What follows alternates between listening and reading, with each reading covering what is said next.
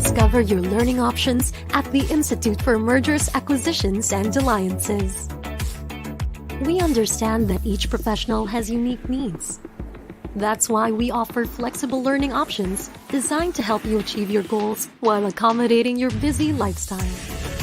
Select from our comprehensive M&A certification programs and decide when, where, and in which format you would like to participate in. Our on-site classes deliver an immersive and intensive learning experience in different locations across the globe. Connect and network with fellow professionals while strengthening cross-cultural understanding and broadening your perspective. Prefer studying from your office or home? Our virtual live classes provide the same high-quality instruction and interaction, all in a convenient and accessible format. Short on time? No worries. Our online self-study classes are accessible 24/7, allowing you to earn your certification at your own pace. Whichever you choose, you'll be joining a global network of professionals committed to excellence. Choose EMA and elevate your career in mergers and acquisitions.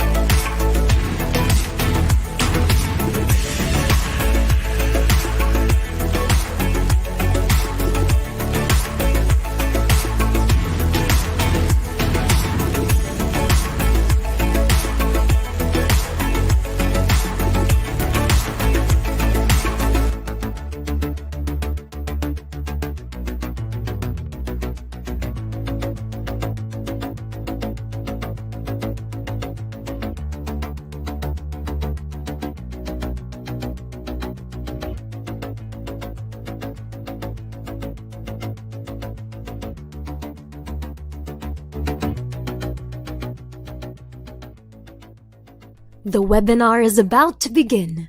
Please stand by. Hello and welcome to today's webinar, M&A and Integration Success, Telecom Insights. To our returning attendees, it's wonderful to see familiar names and faces joining us once more. If you are here with us for the first time, allow me to give a brief introduction. We are the Institute for Mergers, Acquisitions and Alliances, or IMAA, a leading think tank in mergers and acquisitions and in the M&A certification and training. My name is Nima Nokrekar, and I will be your host for today. Before we dive into the heart of today's topic, I'd like to mention that we'll have a Q&A session at the end of the presentation. We encourage you to jot down any questions you might have during the webinar so that our speaker can address them later. The chat is available for everyone, so please send us your questions via chat or send us a message if you're experiencing any concerns. We have our team on standby to address your questions. This session is essential for executives and M&A professionals who seek to understand the nuances of making a telco M&A venture successful beyond the signing of the deal. M&A in the telecom sector is fraught with complexities and challenges, especially during the post-merger integration (PMI) phase. It's a critical period where many ventures stumble, struggling to achieve the synergies and key performance indicators (KPIs) that were projected. This webinar will challenge the notion of stepping back after the deal is done. We will highlight why staying engaged, especially during the first 6 months of integration, is crucial for achieving long-term success and stability in the rapidly evolving telecom landscape. To further shed light on this topic, IMAA has invited an expert, Mr. Jonas Darke, founder of Notam Management.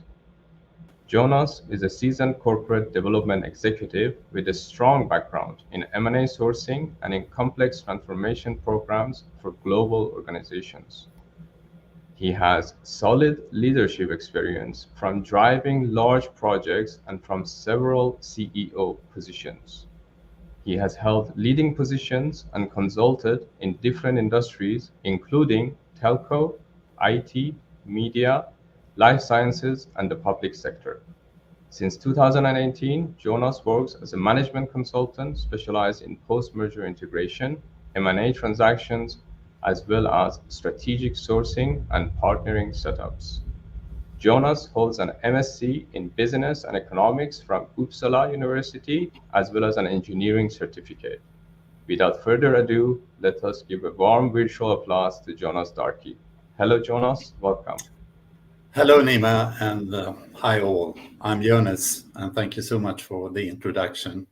So first of all, I want to extend a very warm welcome to all attendants and also to those watching the recording later on to this webinar on M&A and Integration Success from a telco perspective. I'm very pleased to see in this meeting some old friends and also new and a number of new contacts. So I'm really looking forward to this session.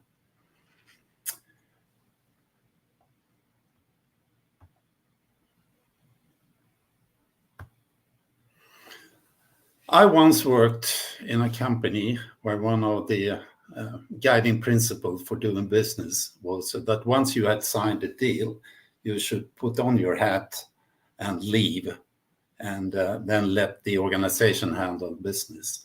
And I think from many perspectives, that could be a wise strategy in many business instances. But the issue for today is really, does this apply to the situation where you're doing M&A within telco? I guess that you will, during this webinar, find that I will argue that you should not put your hat on and leave.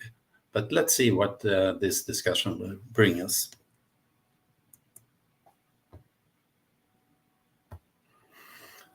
So Nima already made the presentation. Maybe I should add that I'm Swedish. And so if you haven't figured out my accent already, that's where I come from. I'm Stockholm-based. So there are lots of statistics around the success rate of M&A, and some could say that we M&A ventures would fail in 50% of the cases, in 60% of the cases, or 70, whatever it is. But still, M&A is a necessary and very powerful vehicle for driving growth and to gain market share in the sector the company is active in. But if you do it in a bad way, M&A integration, which can lead to very bad outcomes. There can be financial losses, people would leave, there could be cultural clashes, and also damages to the company's reputation. But when it comes to statistics, I think maybe the most interesting aspect is if you look at the due diligence, and if you made an analysis of the situation ahead of signing the deal, then even then almost 50% of the projects will fail to provide the roadmap for capturing synergies and creating value. So that number comes from McKinsey, and I very often turn to McKinsey when it comes to get the data statistics. But I think that's really the interesting one. So it's really a two-step process. You need to get everything right in terms of preparations and analysis, and then you have to execute to make it successful. So one can also say that there's a large room for improvements, and if you do this better than others, you could gain market share and be more gain position in the markets. So let's look first at what is telco specific. And to me, the main thing is that we're talking about a mature market with a relatively moderate growth rate. And you will see on this slide at the bottom that telecom is behind at least 4 other industries. And the exact numbers are not that interesting, but I think the fact that it has a relatively speaking low growth rate is interesting. When I first entered telecom, my first job was in the 80s. We had a booming market when I worked for Ericsson Mobile Telephony System, as it was called. We had under 100 million US in revenue for that year, and that is at least tens of billions of dollars right now. So I think we had a remarkable development, but relatively speaking, the growth rate has subsided. In that situation, we have a lot of ongoing cross-border consolidation, both on the vendor side and on the operator side. There's a slightly or a relatively complex delivery chain, which is B2B to C. So you have a number of steps before you reach the clients. And this value chain with the technical development is constantly evolving. That means also that new companies are entering the scene. Also, the business is very R&D intensive with a high rate of innovation. And in that context, you will see very close and long-term relationships between system vendors and operators. And also channel sales are used to a large extent to reach the final stage to go to the clients.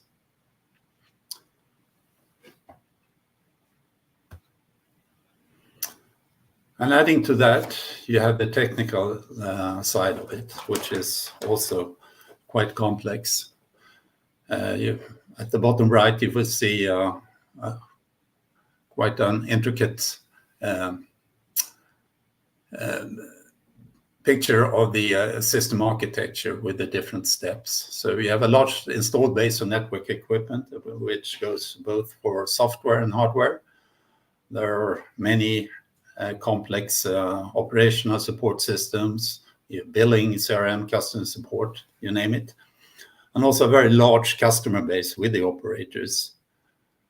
And there is a broad and diverse portfolio of products and services that are offered to these end customers. And in addition, high requirements on network quality and a guaranteed uptime. In many ways, it's a utility, so it has to work. And in these days, security and customer data protection is becoming more and more important. And adding on to this complex technical structure, you have an ongoing digital transformation. We all know about AI, big data, RPA, robot process automation, the enhanced communication platforms, you name it. And these are adopted and integrated in the telco networks in this structure that you see below. And importantly, this is not only to build new services, but it's also to improve the existing traditional services and to make the operations more effective and more profitable. And in terms of technology, there's a new technology landscape emerging, and it's not only technology, it's also enabling new business models. And these are some examples which I got from by the way, from my colleagues at a scale-up accelerator called Matchmaker Ventures. And you will see here, there are a number of themes. You have 5G, you have things that are opening up the networks, basically, like open APIs. You have the eSIM development, so it's easier to switch between operators. You have the satellite networks, and on top of that, you have the cloud development, and then the overarching issue of AI. And then you add again security to make this even more complex. And one of the consequences is to handle this kind of ecosystem is that you need to use or to build an ecosystem between corporates and startups or scale-ups to address the pain points you have in the organization and also customer pain points, and to develop the new use cases. So the implications for the telco M&A transactions are many, of course, but if we simplify, it's technology, it's key. And it's not only that you need to understand technology, you also need to understand the impacts of digital transformation. And as I mentioned before, whatever you do here will affect the whole ecosystem of clients, suppliers, and partners. And it leads to relatively complex M&A processes where you need to address a wide range of issues to be successful.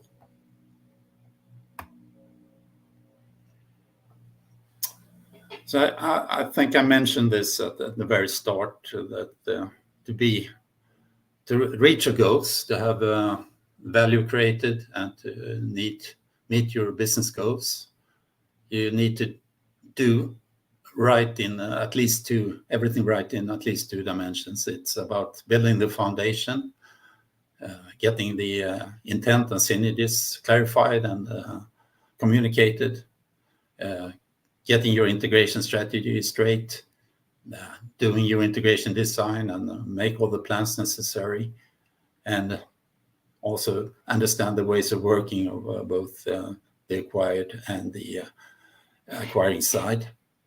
And even if you have that, if you remember this 50% number, once you enter the PMI, post-merger integration territory, you still have to handle a lot of aspects like to secure business continuity, to secure management engagement, to handle internal resistance and change management, and to retain talent to the extent possible.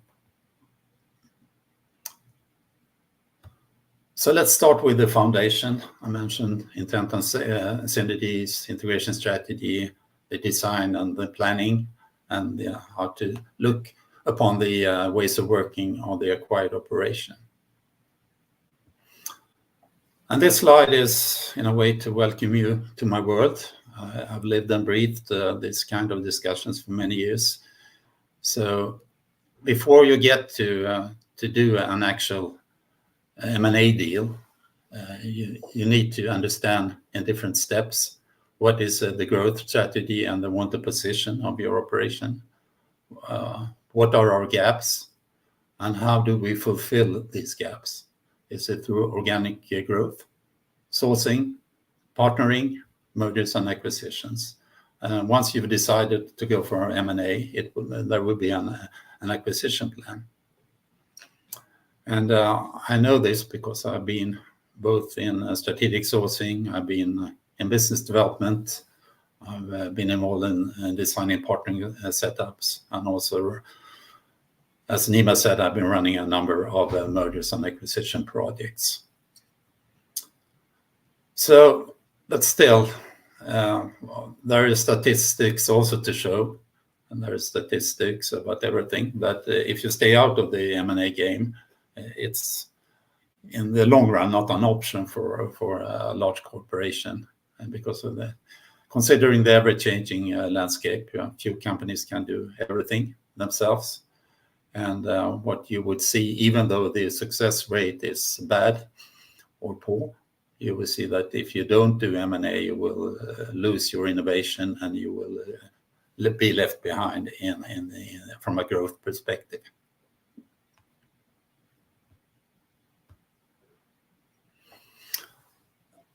This is something we can discuss at length, synergies, but I just wanted to give you some examples.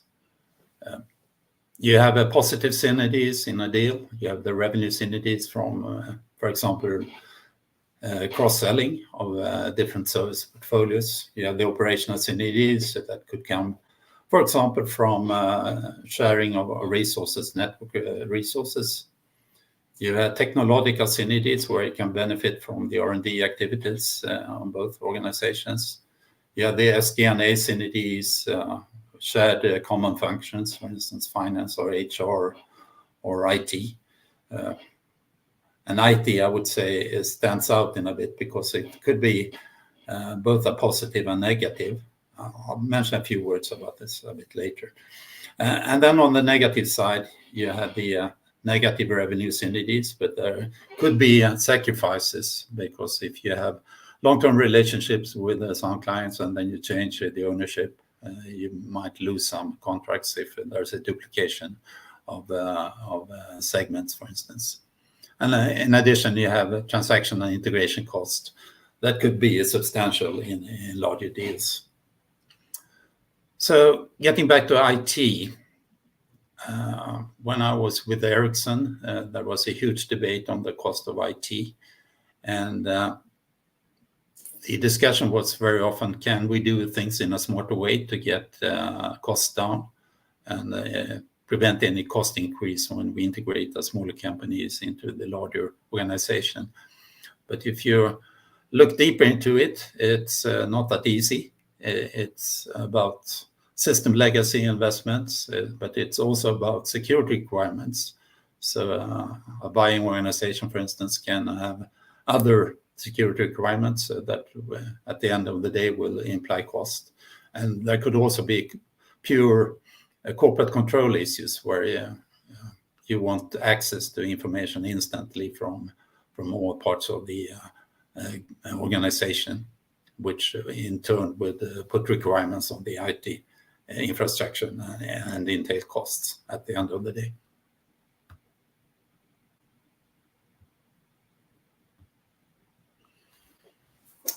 Being a bit more detailed on the integration strategy, it was one of the elements we mentioned. So when preparing your plans, you need to look at the background. What is the type of company you're buying? What is the size of it? Which are the key synergy areas? What is the intent and the acquisition rationale? And that will lead you to a scenario, for a baseline scenario for the integration. It could be either a buyer blueprint, meaning that you would use the buyer's ways of working and processes and methods and tools, and then simply integrate what you bought into that structure. You could do the same, but in a phased approach. You could do it also partially, which is very often the case for practical purposes. And you can also do it in a reversed way, so using what you bought to change your incumbent organization, or you can treat it as a satellite. And one important aspect here is what I normally refer to as the integration paradox, is that the less you integrate, the larger the integration effort will be. And the reason for this is that if you don't integrate, but you still own the company, you would need to define each and every interface between the companies, because you would have at the highest level, you would have the same reporting structure and the same legal requirements and so on. So that can become quite tricky. But there is no exception, no rule without an exception. And if you look at the private equity and venture capital world, you would see when you have a limited holding time, you can find smarter ways of handling a satellite scenario through securing good management capabilities, market cooperation, and so on. But you need to be very conscious of what you're doing here. And from this, you can prepare your overall integration design and also define the deviations from the baseline design, and be careful to motivate exactly why you're doing this. And it could be, for instance, that you would let the acquired entity work as it has always been, but you would integrate HR and finance, for instance, for reporting and compliance issues. And from that baseline and from that overall design, you go into each function and see what applies to the different functions. Like it could be finance, HR, operations, marketing, and sales. And what you very often find is that once you dig into the functional details, you will have to revise your overall thinking, because it's more complex and more complicated than you initially thought. And behind this, you have the ways of working of both the acquired and combined organizations. So if you have an acquisition targets, they will come with their target or their ways of working when it comes to processes, methods, tools, IT systems, and etc. And then as a buyer, you would have these your own way of doing things. And for each and every aspect, there has to be decisions on retaining, replacing, disposing, or migrating these ways of working. So you arrive at a joint way of working. And considering the fact that telco companies are very process heavy normally, at least if they're of some scale, there's a resulting need to make upfront, non-biased, and sometimes bold decisions on the ways of working that should apply, so that you get to the best of two worlds. And this might sound simple, but in practice, this is a very, very far-reaching discussion, and where you could make substantial changes on both sides of the coin.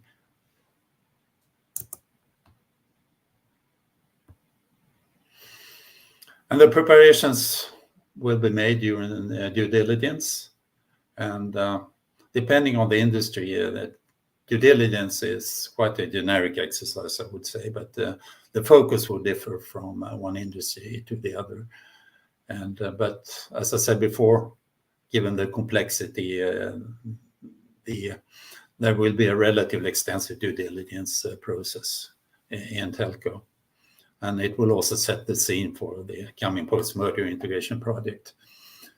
And you see I have highlighted the ones that could be particularly important to focus on in telco due diligence: operations, sales, supplier relationships, partnering, antitrust, information technology, intellectual property due to the technology nature of the operation, regulatory and compliance. We have everything around frequencies and compliance in this world, so it's important.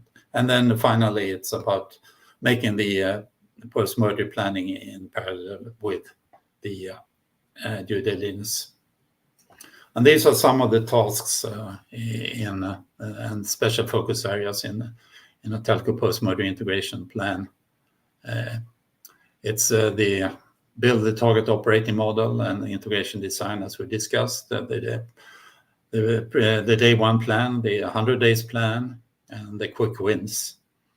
And also, in this kind of complex environment, there's also need for transitional services agreements in many instances. And if you're not into this world yet, a transitional services agreement is something that the seller will provide to secure business continuity. It could, for instance, be HR systems, or it could be other IT systems that are necessary in an interim period to run the business. And they are very often contracts or agreements in their own right, and subject to separate agreements and contracts, and also to separate follow-ups.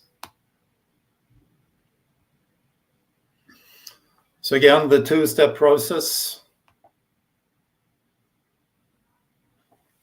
And how do we then handle once we made all the preparations in a good way, how do we then handle the integration challenges? And to simplify, they are about business continuity, and they are about management engagement, they are about change management and internal resistance, and they're about talent retention.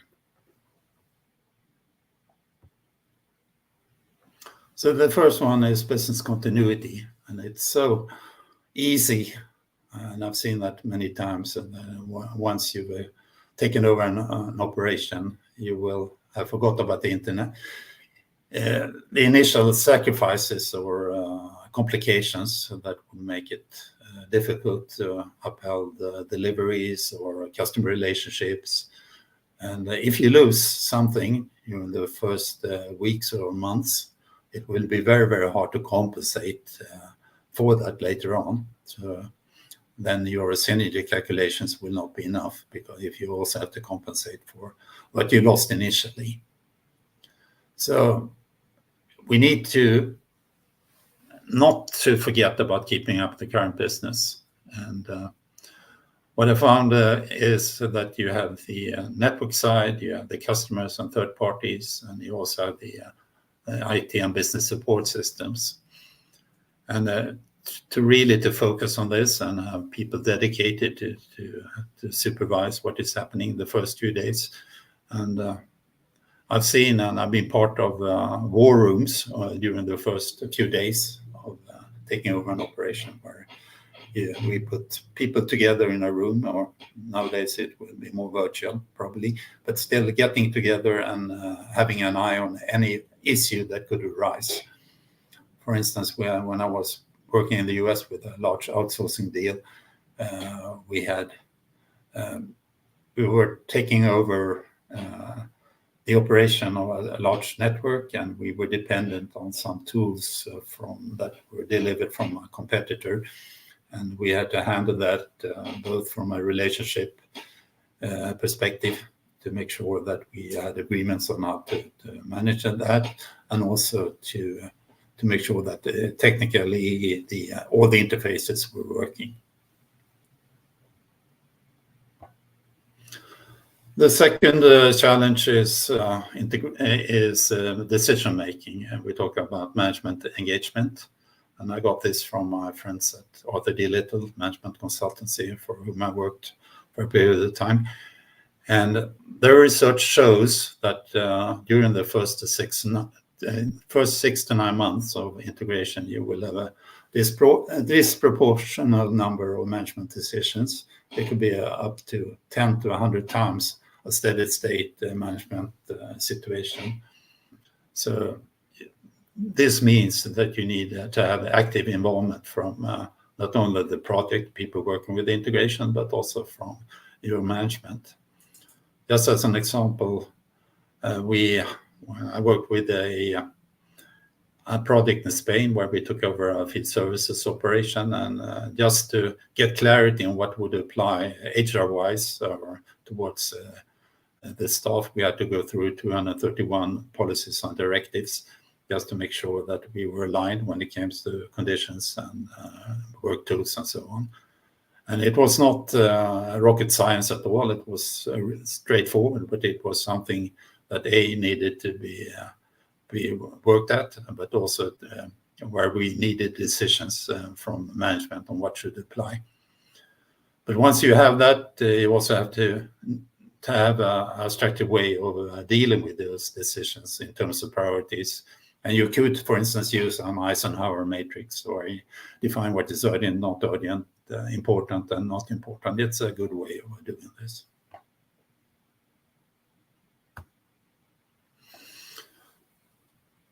We talked about internal resistance and change management, and I think this is more or less common knowledge of the curve of engagement of people.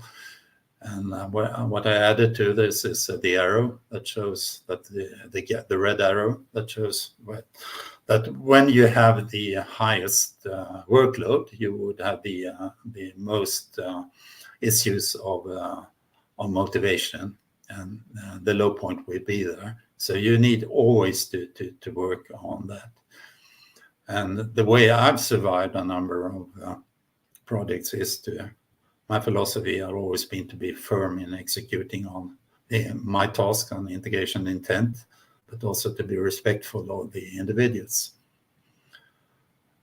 One thing that has come up in my trainings is how do you handle redundancies? Because it's not that everyone should be happy every time, because there will be, even here, there will be sacrifices and people would have to leave. So, but then it's a matter of having, there would always be key people that would need to follow this curve. And also it's a matter of being respectful when you're making those redundancies and making your strategy understood and to some level also accepted. In addition, when it comes to sacrifices, there could also be stakeholders that are not happy with what is happening, because an integration will affect the power base of a lot of people, and you will need to be watchful when people are starting to react and act, and to see if there's a personal agenda behind this, where the common good is not in entire focus.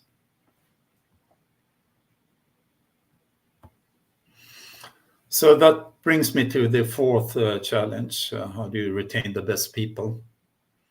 And before you arrive at the new organization, you will have the acquired organization involved. You have the incumbent organization, and then you have the integration team. And the way to do it is to make sure that the momentum is there, and that there are early wins to prove to yourself and to the organization that this is a successful move. But still, we talked about bold and upfront decisions. When it comes to people, and going back to the previous slide, my advice is do not come to rush decisions when it comes to people. You would always enter a project with a view of who will be instrumental in making the change and success happen. But you never know what will happen, and who will be for, who will be against, who will be critical, who will be non-critical. So it will take some time before this evolves and shows. So if there's anything that has to take its time, it's about people and deciding who will be the ones to stay and who will be promoted to new positions. A key role is the integration director, or the whole integration team, by the way. And as an integration project is, in most cases, working cross organizational boundaries, and you don't have immediate friends in the organization, because you're really implementing something that is a top corporate decision. And it's very easy to have people being discouraged and demotivated. So, and also make sure that these people get the attention and the resources, and also the career path that is needed to have them on board and to keep them on board. And that is not only a matter of being kind and nice and respectful. It's also there's also a business case behind it, because if you have those kind of resources, next time they will be available and be motivated to jump into something else. But on the whole, if you have motivated employees, with a flexible work style. I think because it's hard to do everything right in such a complex process as we discussed. So they can partly compensate for any flaws in the other dimensions. So that's why it's so important to have the people motivated.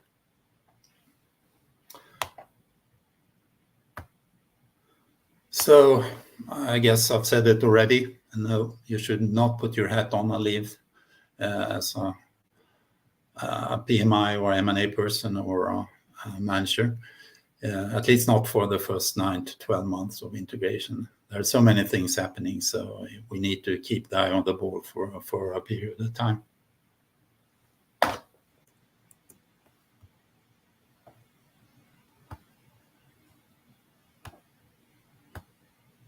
So thank you so much for listening, and hope to get your input and questions. And we've been scratching the surface, I would say. This is a big issue, and there is more detail in my online courses, and also if you attend one of my training sessions, you will get a lot more detail. So thank you very much, and I guess you will be back with questions later on. Thank you. Nima. Thank you very much, Jonas, for this insightful presentation and sharing your experience. I will introduce our business development manager, our colleague, Rexa Oblina. She will briefly talk about our upcoming events and webinars, and then we'll go to the Q&A back with Jonas. Hi, Rexa. Hi, Nima. Thank you for that intro. Hello, everyone. My name is Rexa Oblina. I serve as the Business Development Manager for the Asia Pacific region at the Institute for Mergers, Acquisitions, and Alliances. At IMAA, we specialize in providing expert guidance for successful M&A transactions. So whether you're navigating pre-deal negotiations or managing post-merger integration, our commitment is to support you every step of the way through our comprehensive education programs, resources, and dedicated support services. We're excited to announce some upcoming events that might pique your interest. First up, our prestigious International Mergers and Acquisitions Expert Program is coming to Singapore from May 6th to 9th. Offering an immersive on-site experience. This program is a deep dive of the different aspects involved in the M&A process. This includes strategic planning, due diligence, valuation, and post-merger integration. Now, additionally, as you can see on the screen, from May 16th to July 11th, we're rolling out the same program in a dynamic virtual live format, blending asynchronous and synchronous learning. At this same time, we will also be offering our certified post-merger integration expert program. This is tailored for professionals aiming for a more profound grasp of the PMI process. And as Jonas mentioned earlier, we were just scratching the surface with today's session. So more of that for our during our incoming interactive virtual live class for the post-merger integration program.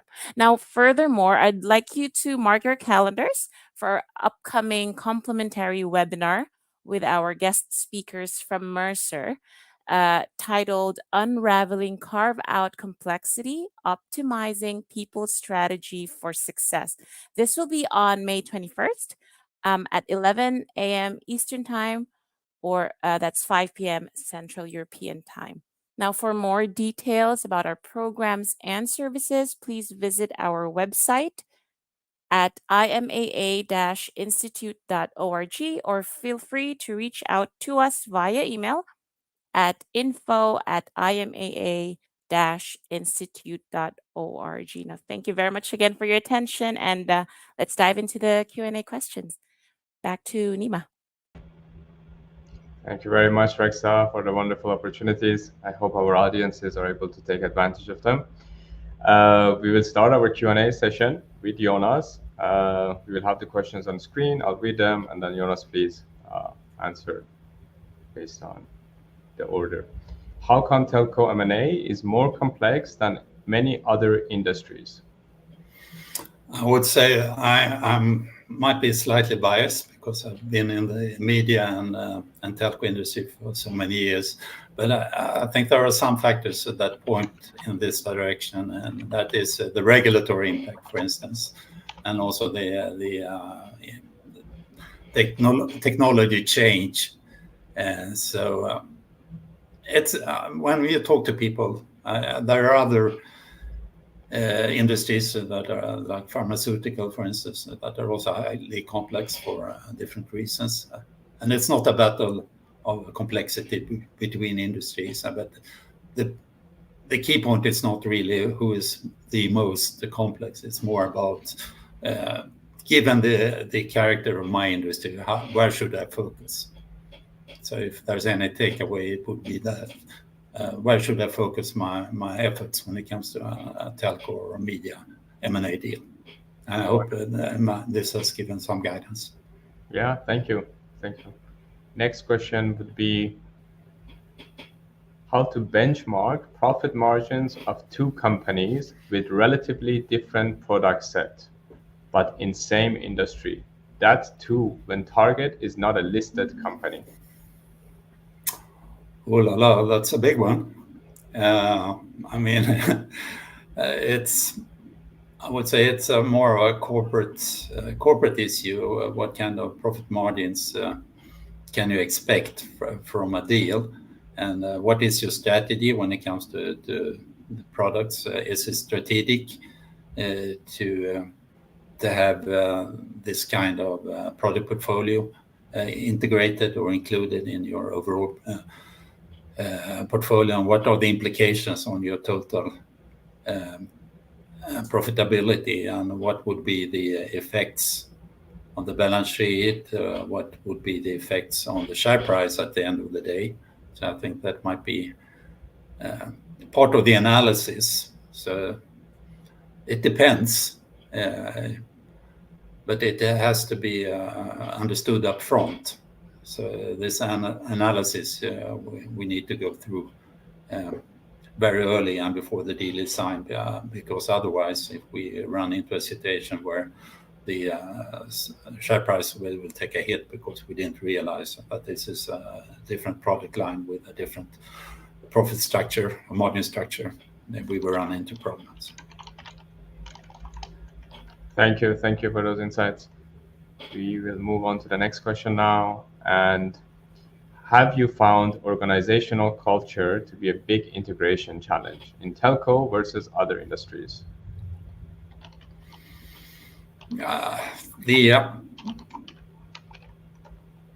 Yes, I've seen that.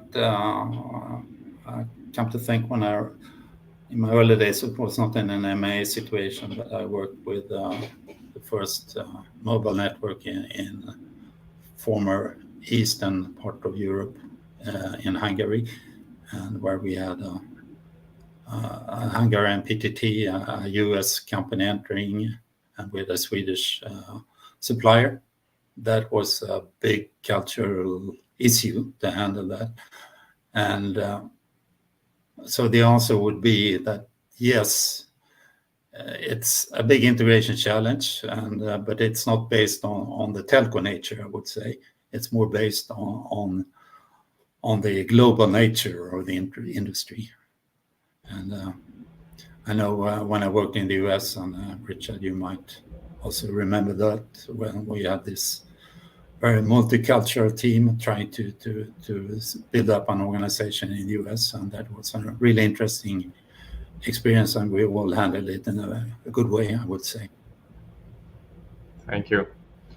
Next question would be, who do you find typically leads the change management? HR, the PMI office, or would it be somebody else? None of the above. It's the change management has to have accountability at least at the project sponsor, meaning the executive management level, and the integration director. The PMI is not really. It's executing and making sure the planning is done and followed up upon, and KPIs are measured and so on. And HR, it's one of the aspects of change management. So there's a lot of expertise in the HR function, but the overall accountability has to be at the project sponsor level. Thank you. We can move on to the next question. If the M&A team do not put on their hats and leave, do they then get held responsible for the successful delivery of synergies and business benefits of the deal? Should they? Great question. Yes, they should. Again, I think the role of a project sponsor really has this responsibility, accountability for the business case, basically. And then there could be a change of guards between the transaction people and the PMI people. But the main point, it has to be seamless. So I've been in all three scenarios doing end-to-end. I've been doing just the transaction parts and only the PMI part. So it might differ, but I think the seamlessness of accountability has to be there. Then you can construct it in different ways. Thank you. Thank you for that. Moving on to the next question. Hi, Jonas. Great to see you after some time. We worked together in Kansas, so you have a friend. The latest disruption of AI and ML, machine learning. How would you describe managing these challenges going forward in the M&A ventures? Well, the impact of AI will encompass everything. I mean, I could, in a few years' time, I could probably just put a question and get a telco M&A and PMI presentation out of the tool. But what I cannot get out of it is adding the experiences and emotions around it. So I think that will take a lot of time before that happens. But there are far-reaching consequences. Maybe the most obvious one is during due diligence. You can make due diligence so much more effective if you have AI tools with access to all the raw data. And also when it comes to scouting, I mean, the strategy is not an AI thing, but once you get into scouting for the best targets, which can be quite difficult at times, you can have a lot of use of AI. So it will affect us a lot.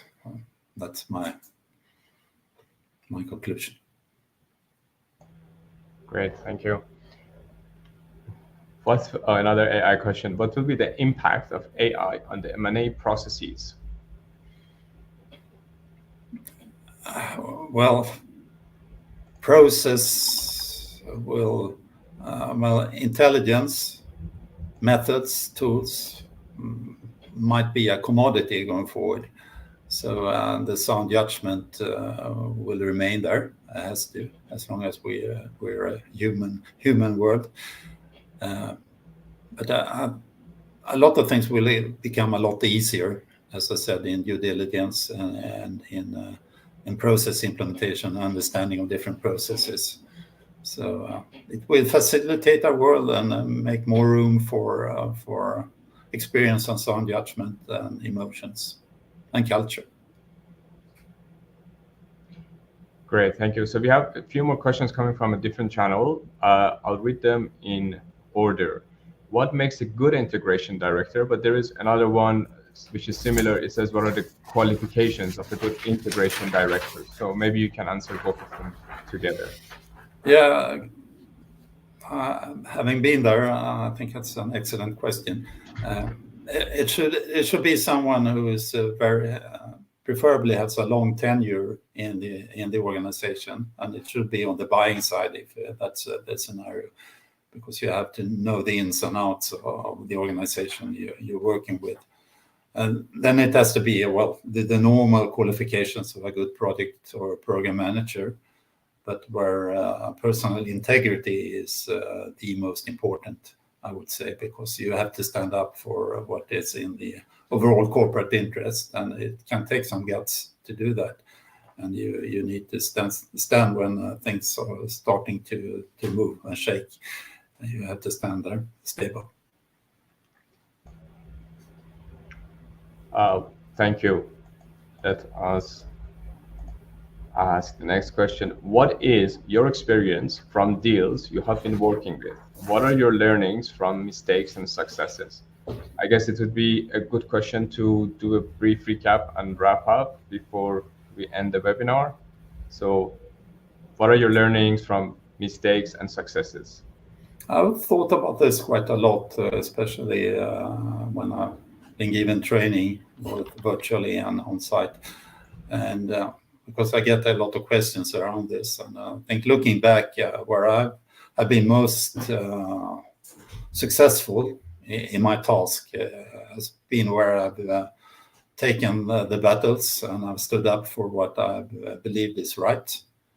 And well, because they're not everyone understand the full context of what we've been discussing today. And if you've been into this, you are the expert and you should know what is best. And then you should fight for it and make sure with good arguments that you make your position clear and try to enforce it as much as possible. And contrarily, the opposite situation where I've been more flexible and been adapting to a political game or a game of influence, I've been less successful, really. Looking back, I didn't always realize it, but then you need to be prepared to pay the price and possibly also leave an organization if that happens. But in the long run, it's probably best to get your act together and get your view of how things should be done together, and then stick to it and try to fight for it in a flexible way, of course. Well, thank you very much, Jonas. It's been wonderful having you. Just one final reminder for everyone. Our next free webinar will be on May 21st at 11 a.m. Eastern Time, 5 p.m. Central European Time. It's with a guest speaker company, Mercer, and the topic is on unraveling carve-out complexity, optimizing people strategy for success. So please do join us there. Looking forward to seeing you again. And once again, Jonas, thank you for being with us today. Thank you for having me. Thank you. Thank Bye. you.